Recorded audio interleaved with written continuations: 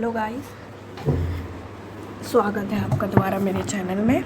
और आज हम ये जो चैप्टर आपको दिखाई दे रहा है स्क्रीन में, उसका पार्ट 3 करने जा रहे हैं। उसमें पार्ट 2 में जितने भी क्वेश्चन एंड आंसर्स हो गए थे वो पार्ट 1 में उसके आगे का हम करेंगे। तो अगर आपको इस वीडियो का पार्ट 2 देखना है तो नीचे डिस्क्रिप्शन में जाके देख लीजिएगा, और पार्ट 1 देखना है तो प्लीज़ मेरे चैनल को व्यू कीजिएगा एंड उसमें आपको पार्ट 1 मिल जाएगा। एंड इससे पहले का जितना भी समझाया हुआ है मैं इस वीडियो में नहीं समझाऊंगी। पार्ट 1 और पार्ट 2 आप देख लीजिएगा। So let's begin with the video by स्ट्रॉन्गिका अग्निहोत्री। तो आज हमें इस क्वेश्चन नंबर 3 से चालू करना है। इस क्वेश्चन नंबर 3 में रीजंस बताने हैं। पहला पॉइंट देख लेते हैं। A gas fills completely the vessel in which it is capped. जो गैस होती है वो जिस वेसल में कैप्ड होती है, रखी जाती है, वो उसको पूरा भर देती है गैस। इसका आंसर है, इसका रीज़न ये है, the molecules of gas have high kinetic energy due to which they keep moving और in all directions and hence fill the vessel completely in which they are kept।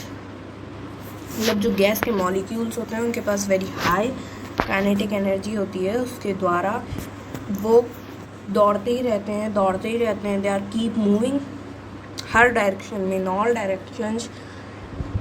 Directions. उसके जब कोई भी gas का molecule हर direction में घूमेगा बहुत तेज़ स्पीड से, तो ऑब्वियसली वो जो वैसल है वो फुल्ली कम्प्लीटली फिल हो जाएगा।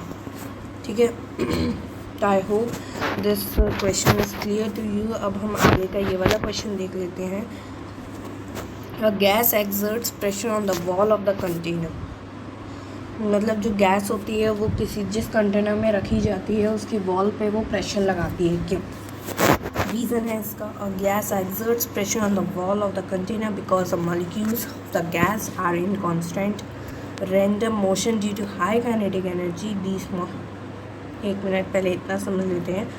गैस जो है वो वॉल्स पे प्रेशर इसलिए लगाती है कंटेनर की, क्योंकि जो गैस के मॉलिक्यूल्स होते हैं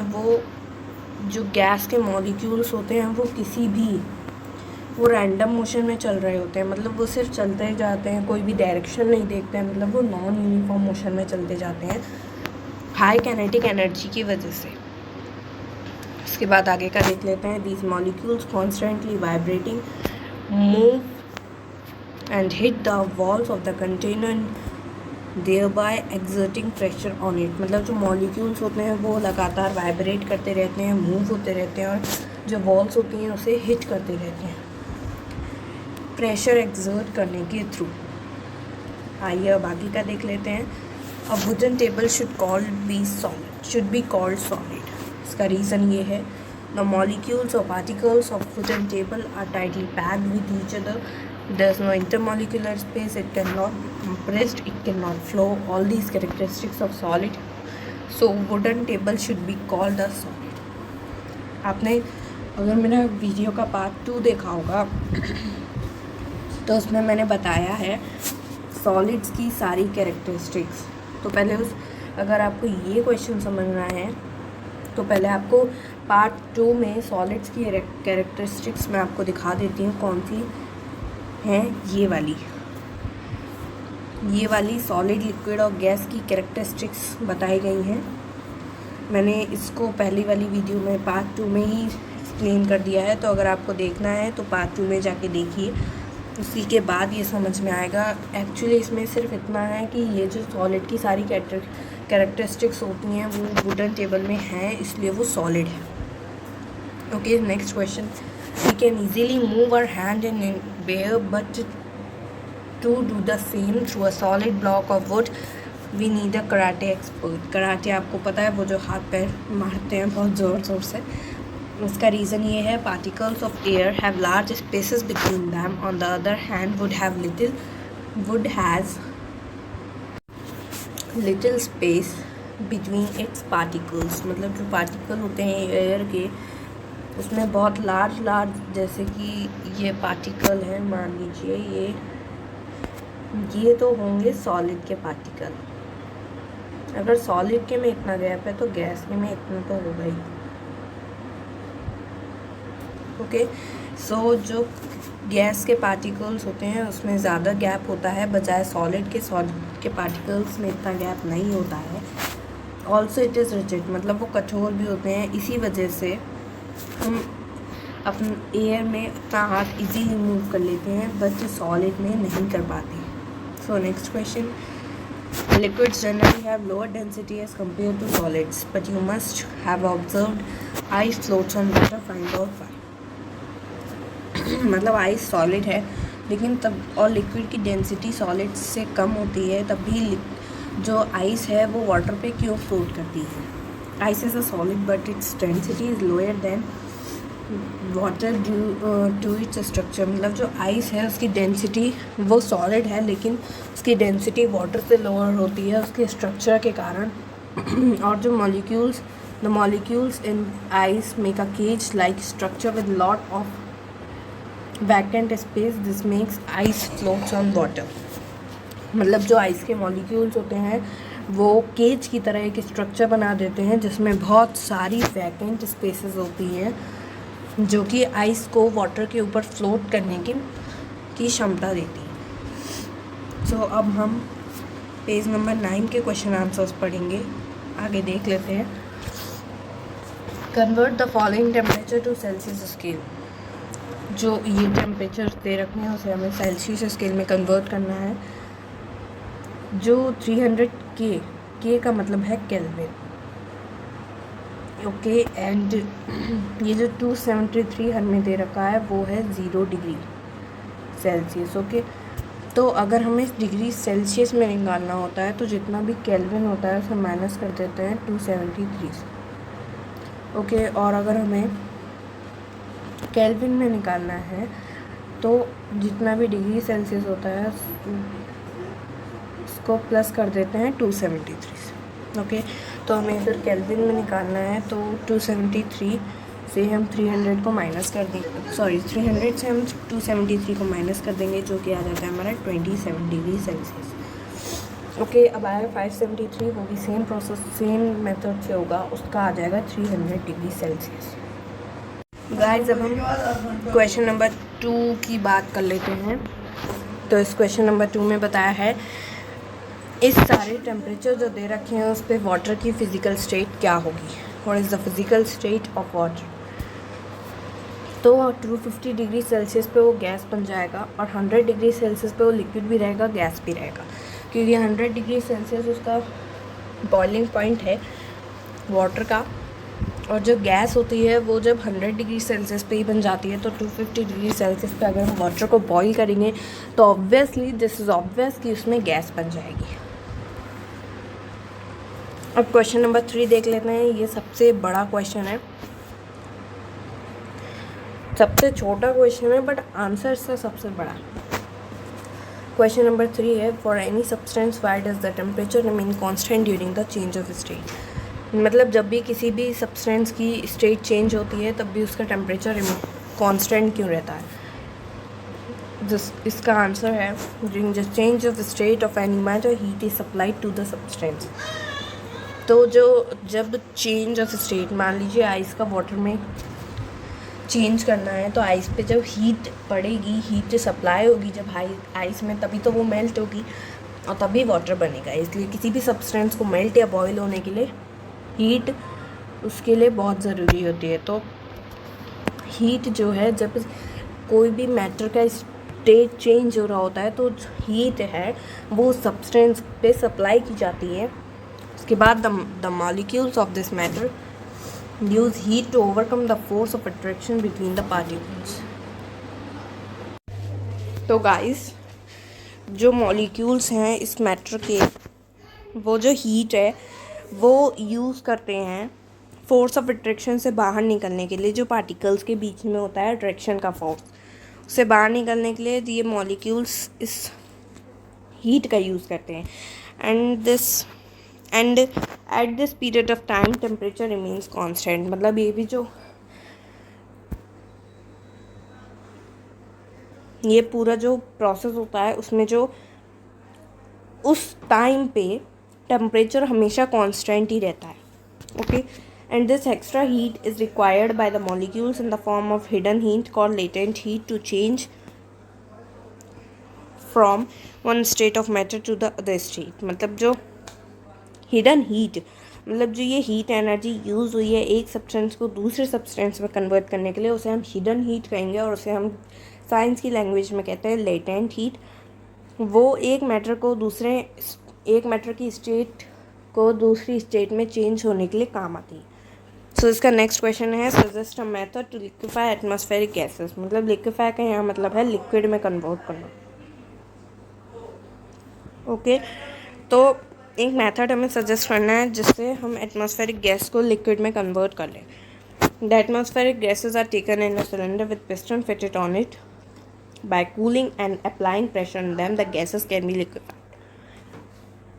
मतलब एटमॉस्फेरिक गैसेस जो है उसे हम एक सिलेंडर में रखेंगे, उसके ऊपर एक पिस्टन लगा देंगे. यहाँ देखिए, आप देख पा रहे हैं there is a piston.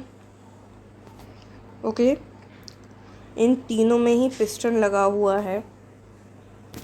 Okay, सो उसके बाद फिर हम उसे जब कूल करेंगे और उस पर जब प्रेशर डालेंगे तो गैस जो है वो लिक्विफाई हो जाएगी, मतलब लिक्विड में कन्वर्ट हो जाएगी.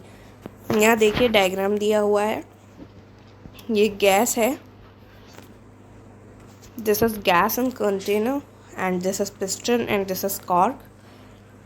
कॉर्क हमने इसलिए लगाया है ताकि जो जब गैस पे प्रेशर पड़े तो वो नीचे से निकले ना, और उसके बाद जब हम प्रेशर उस पर डालेंगे तो वो कूल हो जाएगी प्रेशर के अंडर में, उसके बाद वो लिक्विड में चेंज हो जाएगी. ओके, सो नेक्स्ट क्वेश्चन पे चलते हैं. अब आ गए पेज नंबर 10 के क्वेश्चंस. ओके,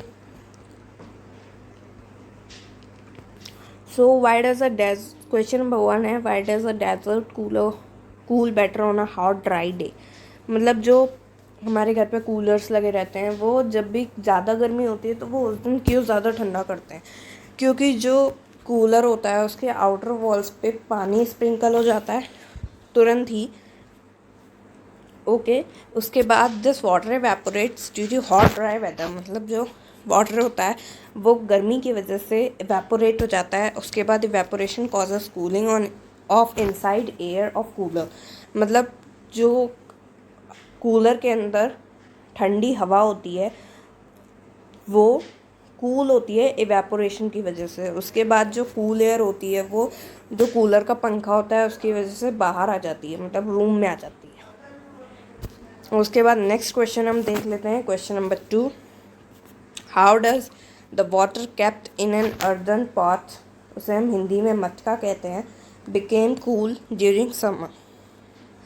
मतलब जब हम जो वाटर मटके में रखा रहता है वो समर के टाइम में भी ठंडा क्यों हो जाता है. The earthen pot is porous with lots of pores on it. मतलब जो अर्दन पॉट होता है उसमें बहुत सारे वो पोरस होता है, मतलब उसमें बहुत सारे पोर्स होते हैं.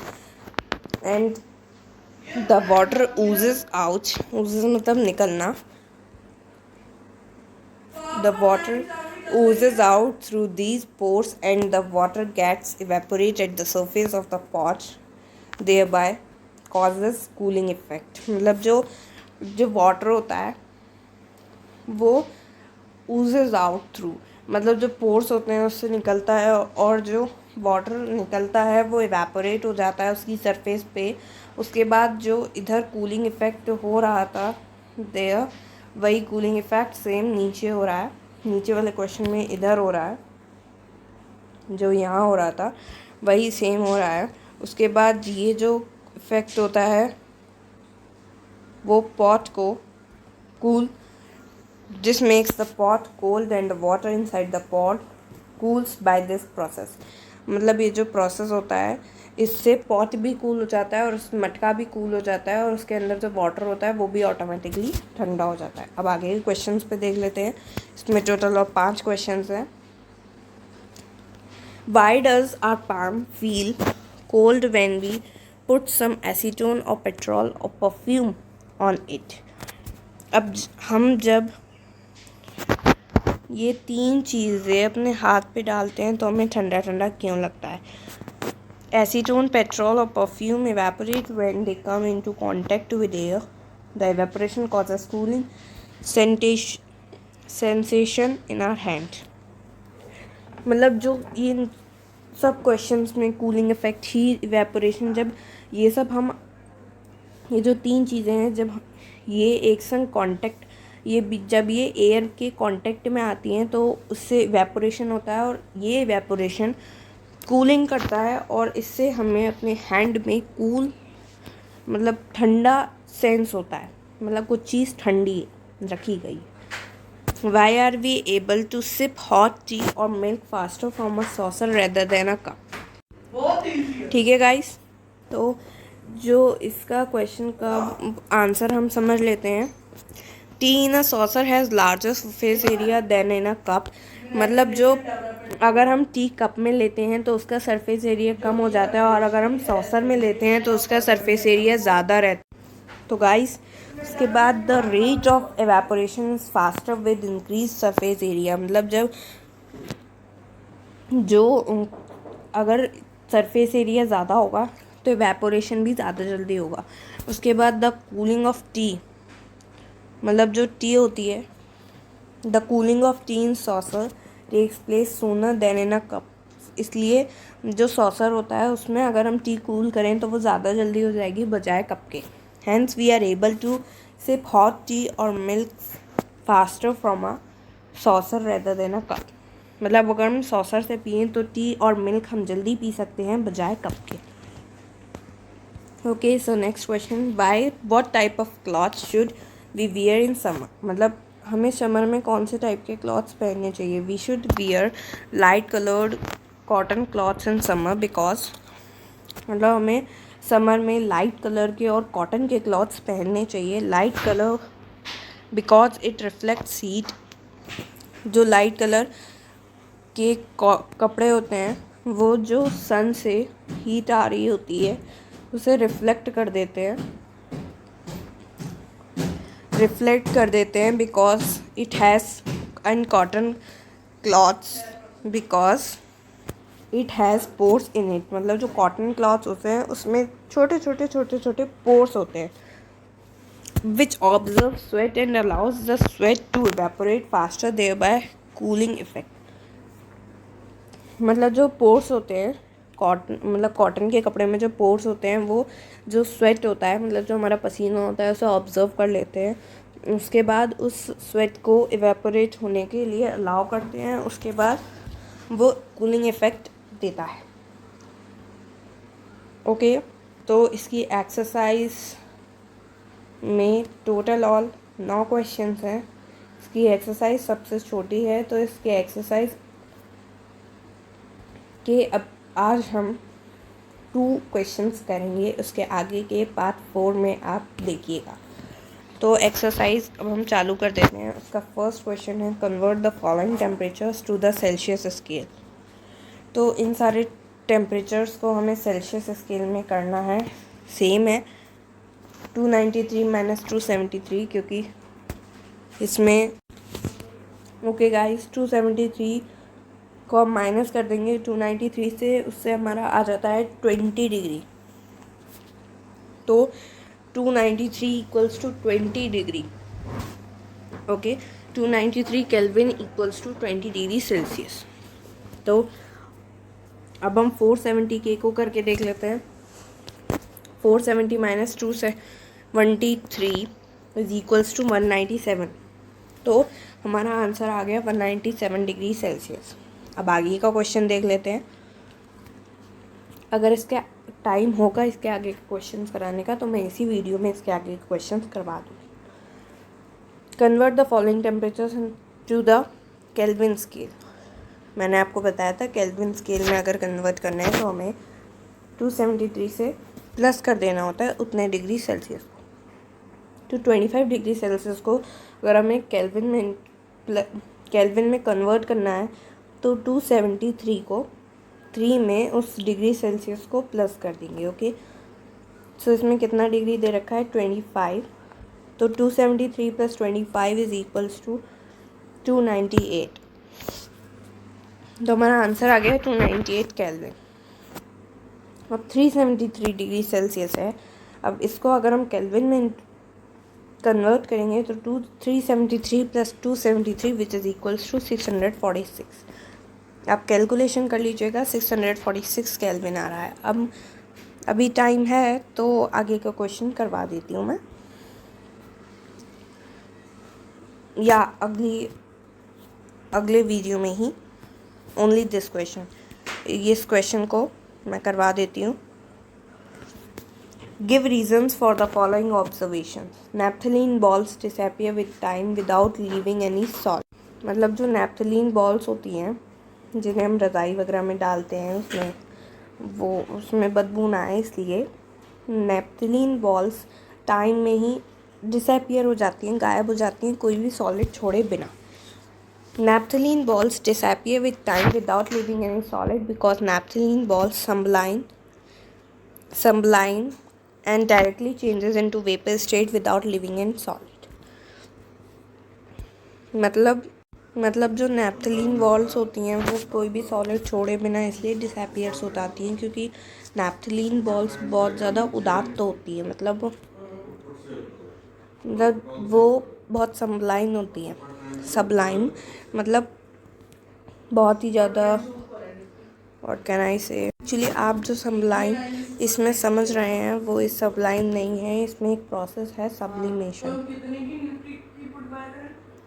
सब्लिमेशन जिसमें जो सॉलिड है वो डायरेक्टली गैस में चेंज हो जाता है। तो इसी प्रोसेस के थ्रू जो नैप्थलीन बॉल्स हैं वो डायरेक्टली वेपर स्टेट में चेंज हो जाती हैं सॉलिड को छोड़े बिना। ओके, उसके बाद है we can get the smell of perfume sitting several metres away. मतलब जो हमें स्मेल होती है परफ्यूम की वो बहुत दूर से भी आ जाती है। We can get the smell of perfume sitting several metres away because perfume contain volatile solvent and diffuse faster and can reach people sitting several metres away. मतलब जो परफ्यूम की जो स्मेल होती है उसके जो पार्टिकल्स होते हैं वो भी स्मेल होती है, तो उसमें कोई गैस ही निकलती है, तो उसके जो पार्टिकल्स होते हैं उसमें वो डिफ्यूज़ जल्दी हो जाते हैं, इसलिए वो चाहे लोग कितने भी दूर बैठे हों, मतलब ज़्यादा दूर तक भी उसकी खुशबू पहुंच जाती है। ओके, तो अब आगे का क्वेश्चन, एक और क्वेश्चन है वो कर लेते हैं। सो arrange the following substances and increasing order of force of attraction between the particles. सबसे कम मतलब increasing order, force of attraction का इंक्रीजिंग ऑर्डर से हमें करते जाना है। इसमें 3 चीज़ें दी हुई हैं, वाटर, शुगर एंड ऑक्सीजन। इसका सबसे कम फोर्स ऑफ अट्रैक्शन होगा ऑक्सीजन में, फिर वाटर में, फिर शुगर में। आई होप यू नो, और अगर आपको नहीं पता है तो आप पार्ट 2 में यही वाली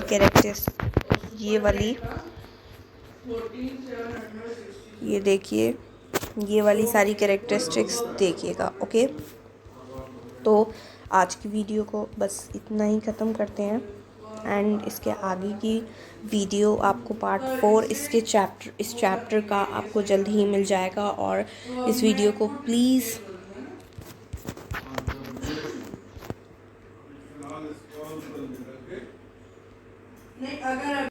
लाइक कीजिए, शेयर कीजिए and subscribe to my channel, and इस वीडियो पे ज़रूर कमेंट कीजिए ये वीडियो आपको कैसी लगी, और अगर अच्छी लगी तो प्लीज़ लाइक कीजिए, अच्छी नहीं लगी तो डिसलाइक कीजिए। And thank you for watching. Bye bye, see you soon in part 4।